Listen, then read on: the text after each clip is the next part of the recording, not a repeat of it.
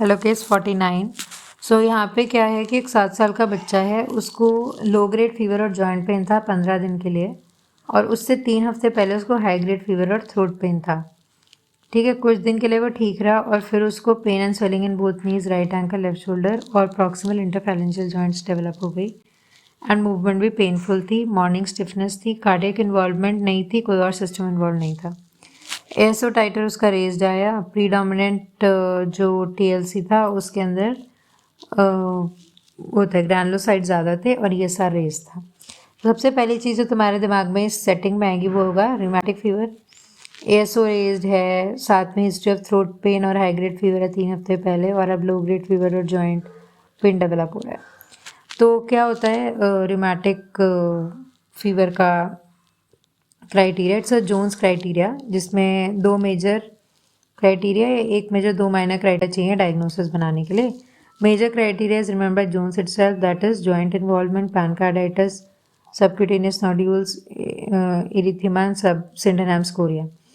तो इस particular case में जॉइंट इन्वॉल्वमेंट मान लो कि मिल रही है, that is one major criteria. Minor criteria remembered by P's, that is previous history of rheumatic fever, ECG, arthralgia, elevated CRP, ESR and elevated temperatures.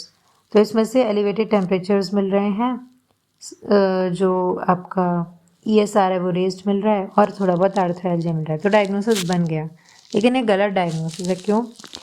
क्योंकि joint involvement rheumatoid arthritis में बहुत characteristic होते हैं। Large joints are involved which it is a asymmetric involvement. It is migratory polyarthritis. पहले एक involve होगा, वो ठीक होगा, फिर दूसरा इन्वॉल्व होगा। Is awesome response to aspirin. Aspirin देने के 1 से 2 दिन में ही बंदे का पूरा पेन गायब हो जाता है जॉइंट्स का। ठीक है, and usually there is a cardiac lesion but it may not always be there. तो इस पर्टिकुलर केस में जॉइंट इन्वॉल्वमेंट हो रहा था, that was large plus small joints involved simultaneously, that is not migratory. Okay, it was asymmetrical and it was not responding to aspirin after giving it even for 2 weeks. So it was not rheumatic arthritis, it was actually post-streptococcal reactive arthritis. And in this case, cardiac involvement is actually rare. And joint swelling and pain lasts for some weeks and responds poorly to aspirin. But उसके बाद अपने आप ही ठीक हो जाता है वो। तो जनरल व्यू होता है कि पेनिसिलिन प्रोफाइलैक्सिस 1 साल तक दे दो अगर जॉइंट इन्वॉल्वमेंट नहीं है, अगर कार्डियक इन्वॉल्वमेंट नहीं है। और अगर कार्डियक इन्वॉल्वमेंट है तो जो पूरा प्रोफाइलैक्सिस का रूमेटिक फीवर में फॉलो करते हैं वो फॉलो करना होता है।